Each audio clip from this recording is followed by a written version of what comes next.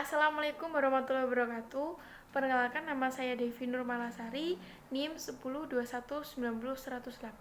Di sini saya akan mempresentasikan sebuah tugas untuk memenuhi mata kuliah Sejarah Pemikiran Ekonomi Islam. Nah, di sini saya akan membahas mengenai pemikiran ekonomi Abdul Manan dan kaitannya dengan teori kesejahteraan negara. Nah, perlu diketahui bahwa dibentuknya suatu negara itu untuk mensejahterakan dan memakmurkan seluruh rakyatnya.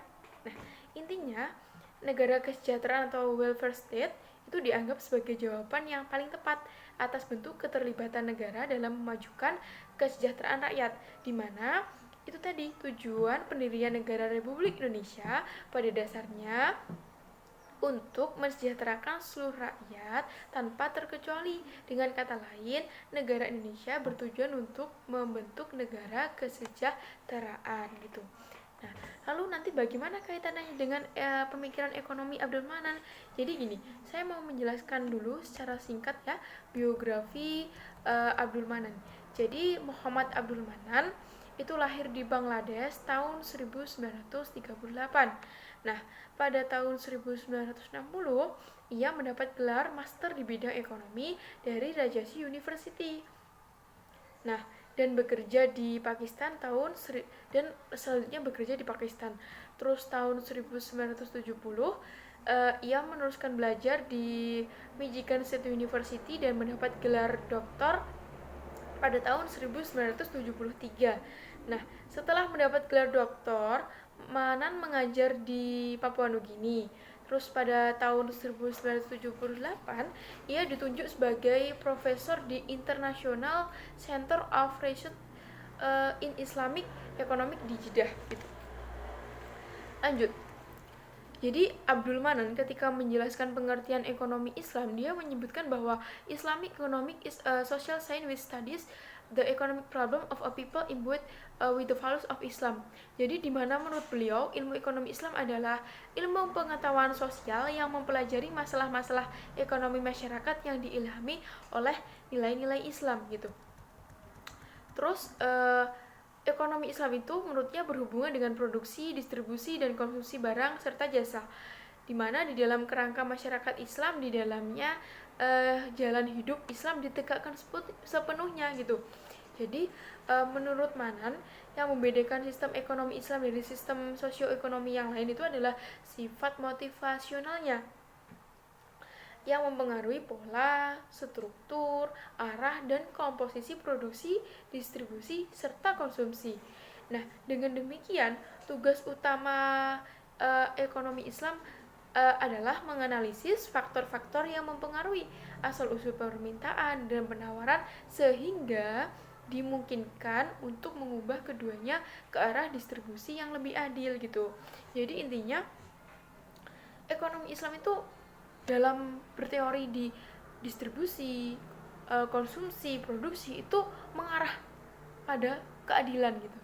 Dan tentunya nanti pada kesejahteraan. Jelasnya gini, perlu diketahui bahwa ketentuan pasal 33 Undang-Undang Dasar Negara Republik Indonesia tahun 1945 menyatakan bahwa satu, perekonomian disusun sebagai usaha bersama berdasar asas kekeluargaan gitu. Dua, cabang-cabang produksi yang penting bagi negara yang menguasai hajat hidup orang banyak dikuasai oleh negara. Tiga, bumi dan air dan kekayaan alam yang terkandung di dalamnya dikuasai oleh negara dan dipergunakan untuk sebesar-besarnya kemakmuran rakyat. Ingat, kemakmuran rakyat. Empat, perekonomian nasional diselenggarakan berdasar pada demokrasi atas ekonomi dengan prinsip kebersamaan, efisiensi, berkeadilan, berkelanjutan, berwawasan lingkungan, kemandirian, serta dengan menjaga keseimbangan, kemajuan, dan kesatuan ekonomi nasional gitu. Terus bagaimana kaitannya dengan ekonomi Abdul Manan? Sama, tadi kan ada dijelaskan bahwa untuk kemakmuran rakyat ya, sama. Ekonomi Abdul Manan tuh intinya dalam berekonomi tuh tujuannya tidak semata-mata kita berproduksi, konsumsi, distribusi, tidak. Tapi tujuan paling penting adalah menciptakan kesejahteraan yang seluas-luasnya. Terbukti bahwa gini, Abdul Manan dalam dalam pemikirannya bahwa produksi dalam ekonomi itu sebagai upaya mensejahterakan masyarakat. Jadi gini, Manan berpendapat bahwa produksi terkait dengan utility atau penciptaan nilai guna itu agar dapat dipandang sebagai utility dan mampu meningkatkan kesejahteraan. Maka barang dan jasa yang diproduksi harus berupa hal-hal yang halal dan menguntungkan, yaitu hanya barang dan jasa yang sesuai aturan syariah. Jadi menurut Manan, konsep Islam mengenai kesejahteraan berisi peningkatan pendapatan melalui peningkatan produksi barang yang baik saja. Jadi melalui pemanfaatan sumber-sumber tenaga kerja dan modal serta alam atau SDA itu secara maksimal maupun melalui partisipasi jumlah penduduk maksimal dalam proses produksi. Jadi ini partisipasi SDM di sini maksudnya gitu.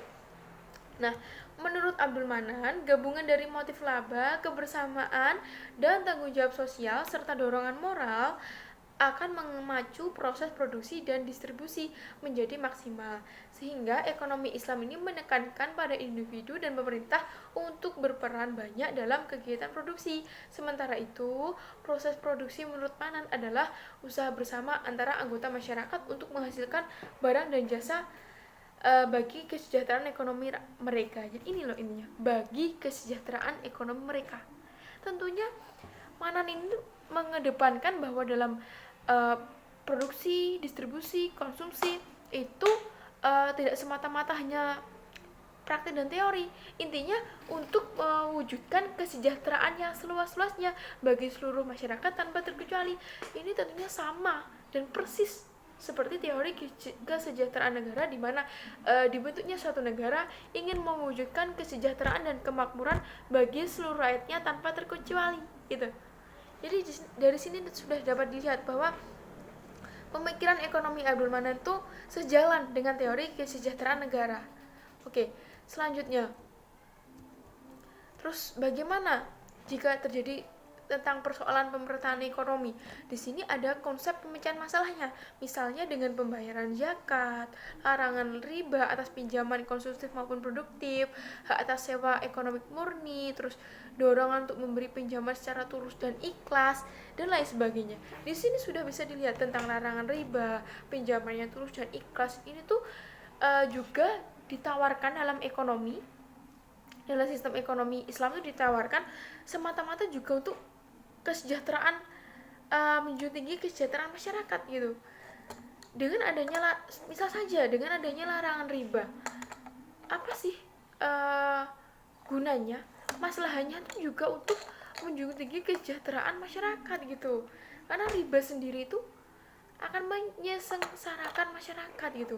Jadi dengan adanya konsep seperti pembayaran zakat, larangan riba, terus pemberian pinjaman secara tulus dan ikhlas dan lain sebagainya, ini guna mensejahterakan masyarakat gitu, menciptakan kesejahteraan dan kemakmuran bagi masyarakat gitu.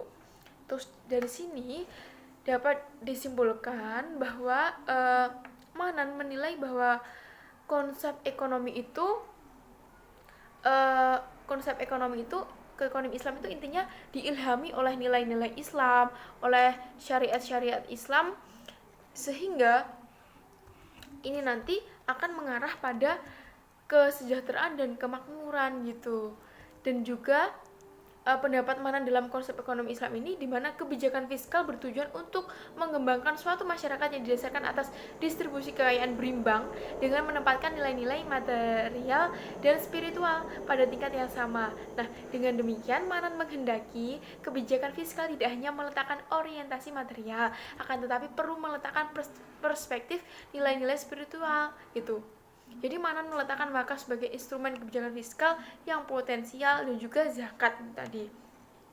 Nah, di sini intinya Manan itu berusaha seperti instrumen kebijakan fiskal, wakaf, zakat dan lain sebagainya, tentang teori produksi, tentang bagaimana cara produksi yang baik, konsumsi setelah distribusi, itu intinya semua mengarah ditujukan untuk mewujudkan kesejahteraan dan kemakmuran masyarakat Indonesia atau masyarakat yang seluas-luasnya gitu, tanpa terkecuali gitu.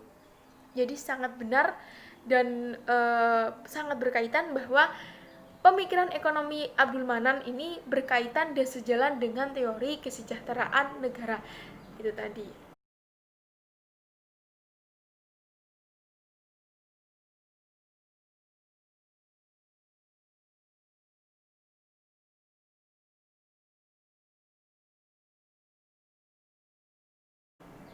Baik, itulah yang dapat saya sampaikan. Kurang lebihnya mohon maaf. Semoga apa yang dapat saya sampaikan ini bisa memberikan manfaat.